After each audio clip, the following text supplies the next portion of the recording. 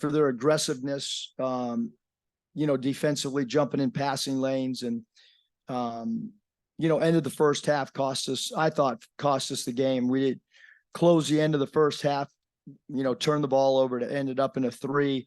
And obviously the 18 turnovers is, you're not going to win many basketball games turning the ball over that much. Coach, what were the challenges with David Jones, and what's the level of concern with guards getting loose the last couple nights? Well, he's a great player.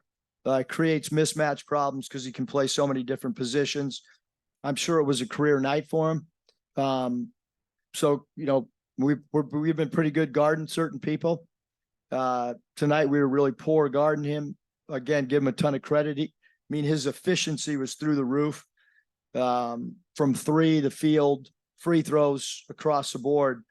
I can't remember a player that scored 36 points against us. Coach, just curious your thoughts on how the team responded after the double overtime game yesterday.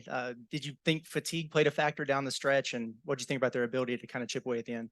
I would say, Curtis, that if it was both teams played last night and it's 42-42 in the second half, we gave up 5 points off technicals.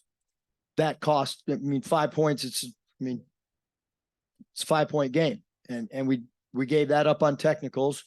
And like I said, that was a disastrous end of the first half. And so you take the technicals in the end of the first half, and I think that's the ball game. And then how important is it to turn the page here on a short turnaround? I know it's a third place game and there's disappointment in the loss, but you get to play a team like North Carolina, a potential, NCAA tournament matchup again. Yeah, we got a lot of stuff we got to get better at, a lot. So.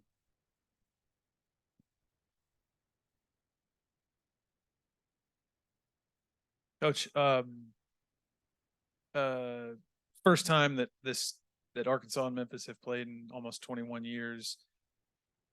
Does this sort of, there's been some clamoring, at least on the Memphis side, for renewing this rivalry. Does this sort of environment, this night, this competitiveness? That's a tournament. Yeah. I don't know if anyone was at the Villanova UNC game. That was incredible. Environment here has been incredible for all the games. I thought last night's game was a great atmosphere that we played in. Do you see this? I don't do the schedule. Okay. Coach, were there any commonalities or trends that you saw with the 18 turnovers tonight? Anything just stand out above?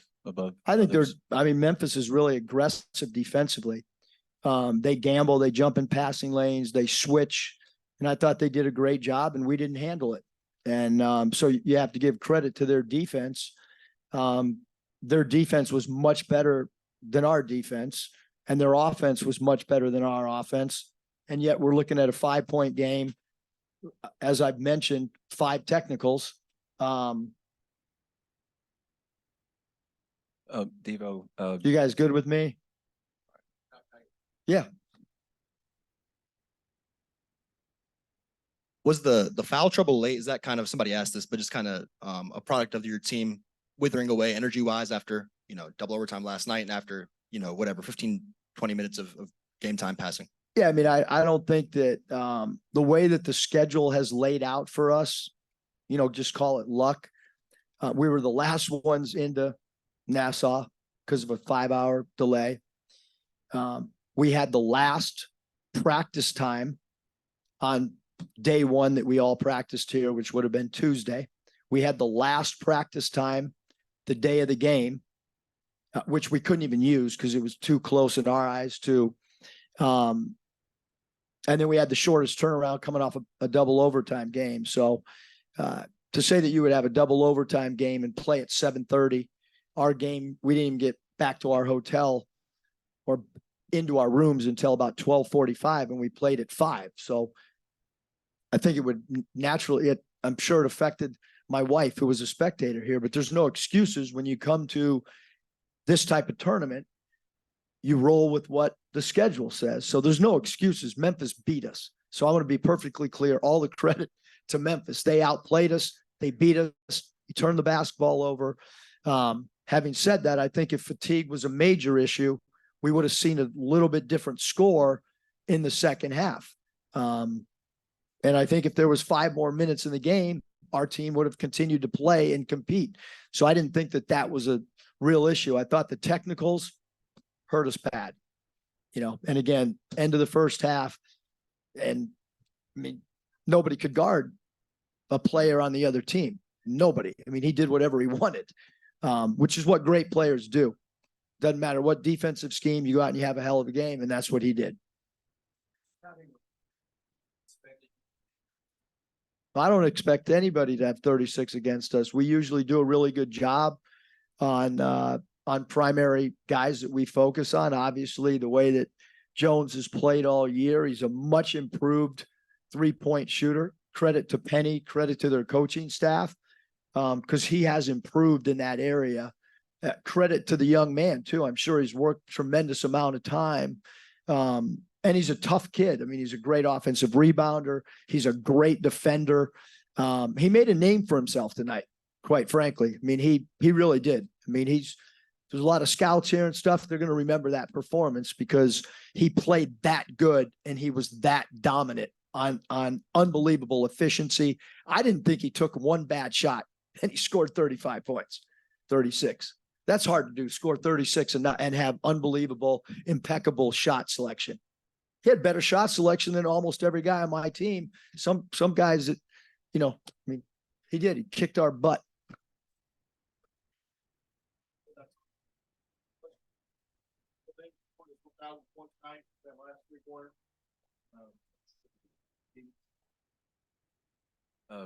Devo, what were the challenges? Oh, Coach just spoke at length about the challenges with David Jones, but what was your kind of opinion on what made him a tough cover tonight?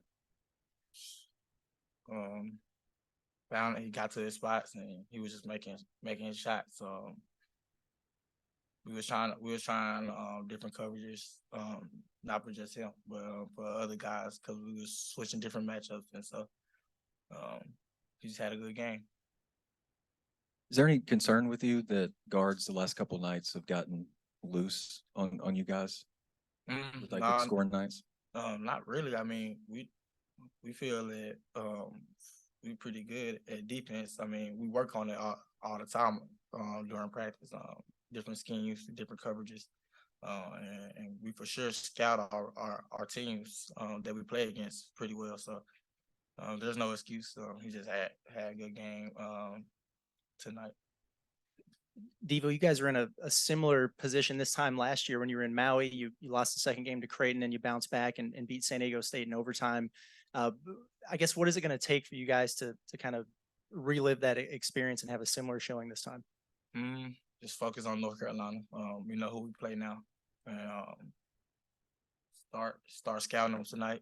We got a fast turnaround tomorrow. So scout them, and we're gonna try to do as best as we can to contain what they have on their end. And we're gonna come tomorrow, try to play and win. Devo, I think you needed 14 points to get to 1,000 for your career. Got to 15. Just thoughts on that, kind of what it means to you. Feels good, but I mean, we lost. So next game for me. But thanks to God, he was able for me to be able to accomplish that. But got to win games. So. Last thing I've got, 18 turnovers led to 27 points for Memphis. Anything you can put your finger on with the miscues there and led to their runouts? Yeah, few of them. We just got to be a little bit more tougher. Guys slapping and reaching on the opposite team, and if we're not getting calls, then like I said, we got to be tougher. And some of the calls wasn't going our way, and so therefore we got to look at it at that and say we just got to be tougher on our end. Thanks, Devo.